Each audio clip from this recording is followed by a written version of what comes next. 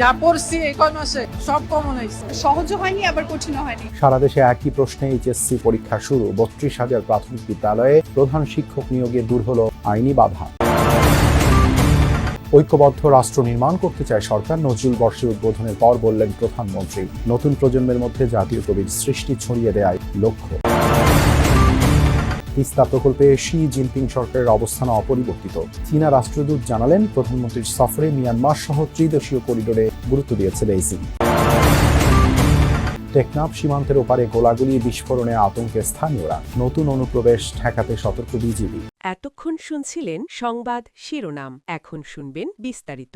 দেশের 9টি সাধারণ শিক্ষা বোর্ডে একই প্রশ্নপত্রে শুরু হলো উচ্চ মাধ্যমিকের বাংলা প্রথম পত্র পরীক্ষা। ব্যতিক্রম শুধু কারিগরি ও মাদ্রাসা শিক্ষা বোর্ড। তবে সামনের বছর থেকে সব বোর্ডের একই বিষয়গুলোর প্রশ্নপত্র হবে অভিন্ন। প্রথম দিনের পরীক্ষা শেষে বেশিরভাগ ছাত্রছাত্রী বলছেন সহজ হয়েছে প্রশ্নপত্র, তবে অনেকেই বলছেন এমসিকিউ ছিল কিছুটা কঠিন। যা পড়ছি এই কয় মাসে সব কমন হয়েছে।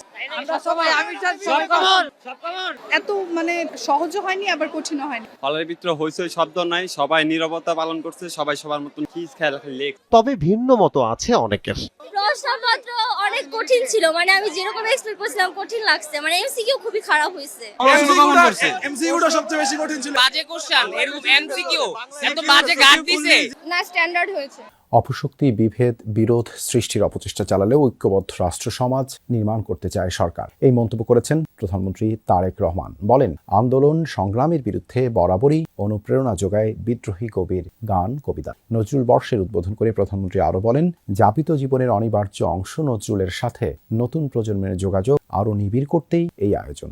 সকালে সচিবালয়ে নজরুল গবেষক, শিল্পী ও সাংস্কৃতিক ব্যক্তিত্বদের সাথে বৈঠক করেন প্রধানমন্ত্রী।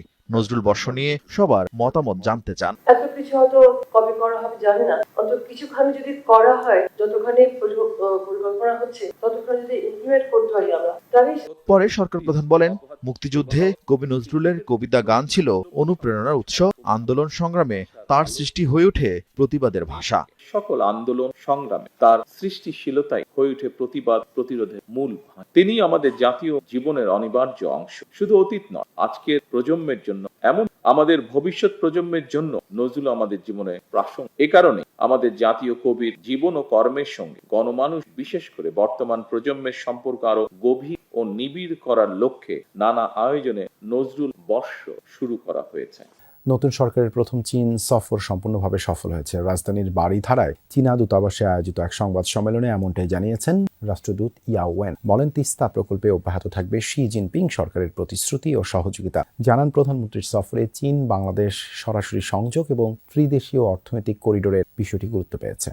প্রধানমন্ত্রী তারেক রহমানের সাম্প্রতিক চীন সফর দুদেশের সম্পর্কের ইতিহাসে মাইলফলক উল্লেখ করেন ঢাকায় নিযুক্ত চীনের রাষ্ট্রদূত ইয়াও ওয়েন। সকালে চীনা দূতাবাসে আয়োজিত এক সংবাদ সম্মেলনে দেশটির রাষ্ট্রদূত বলেন, এই সফরে চীন ও বাংলাদেশের দ্বিপাক্ষিক সম্পর্ক আরও উচ্চতর পর্যায়ে পৌঁছেছে।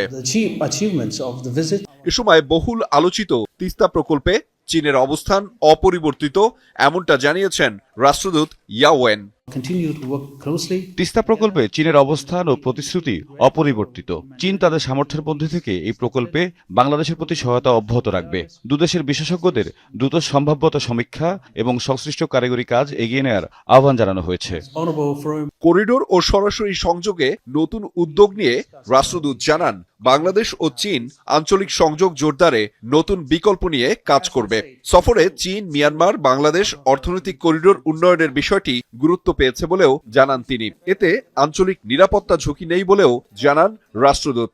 মিয়ানমারের রাখাইন রাজ্যে দফায় দফায় গোলা ও মর্টার শেল বিস্ফোরণে কেঁপে উঠেছে এপারের টেকনাফ সীমান্ত। বেশ কিছুদিন বিরতির পর মিয়ানমারে আবার সংঘাতে সীমান্তবর্তী মানুষ এখন আতঙ্কে। এই সুযোগে রোহিঙ্গা অনুপ্রবেশ রোধে সীমান্তে সতর্ক অবস্থায় রয়েছে বিজিবি।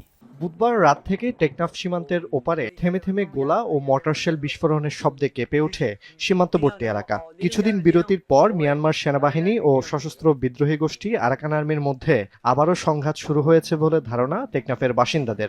মায়ানমার সীমান্ত অবস্থাতে এই যে বিমান একটা এসে হঠাৎ করে হামলা করে দিচ্ছে। প্রথমে 5 থেকে 7টা মতো মারছে বড় অস্ত্র, দুরুম ঘুরে আওয়াজ করছে। শোনার পর আমার থেকে বই লাগছে, কি ডেবা মারছে কি ডাবা মারছে কি বং মারছে এটা জানি না, কিন্তু এরকম দেখছি। দফায় দফায় বিস্ফোরণে টেকনাফের সীমান্তবর্তী এলাকা জাদিমুরা থেকে সয়াপুরের দ্বীপে বাসিন্দাদের মধ্যে আতঙ্ক ছড়িয়ে পড়ে।